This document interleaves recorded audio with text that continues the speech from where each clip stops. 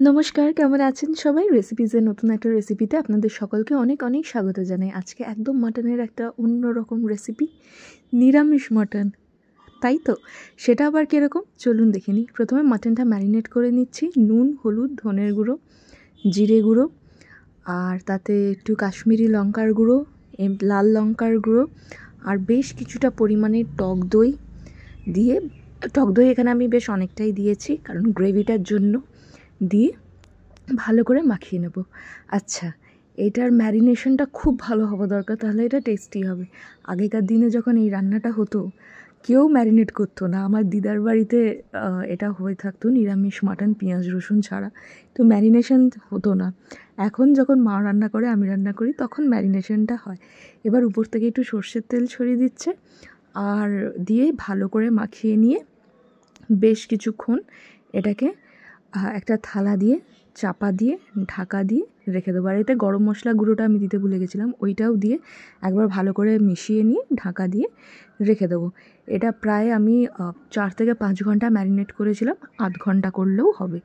তারপর এবার কড়াইতে ঘি গরম করে নেবো, বেশ কিছুটা পরিমাণে ঘি গরম করে নেবো, কারণ এই রান্নাটা পুরোটা আমি করব ঘিতে, ওই জন্য ঘি গরম করে তাতে দিয়ে দিচ্ছে এবার গোটা গরম মশলা, শুকনো লঙ্কা, তেজপাতা, আর দিচ্ছিল হচ্ছে হিং।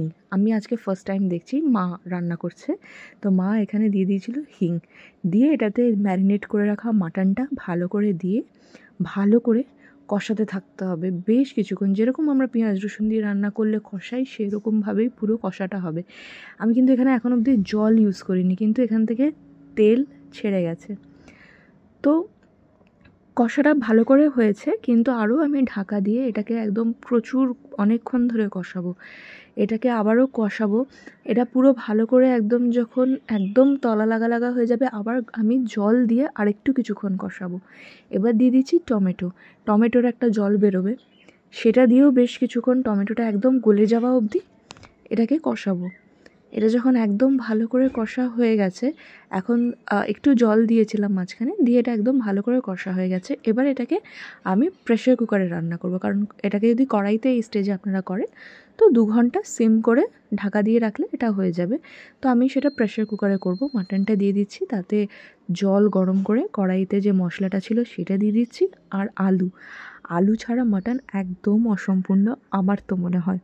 তো আলুগুলো ভালো, আর চেরা কাঁচা লঙ্কা, আর একটু গ্রেট করে জায়ফল গুঁড়ো দিয়ে দিচ্ছে। আর আলুগুলো না কেটে নেবার পর একটু কাঁটা চামচ দিয়ে ওটার ভেতরে কিছু ছিদ্র করে ওর ভেতরে দিয়ে দিয়েছিলো। বাস, এবার এটাতে আমি 4টে সিটি লাগিয়ে দিয়েছি।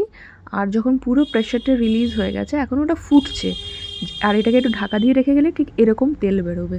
আপনারা সবাই আমাকে জানাবেন রান্নাটা কেমন লাগলো, অবশ্যই কমেন্ট করবেন। ভালো থাকবেন।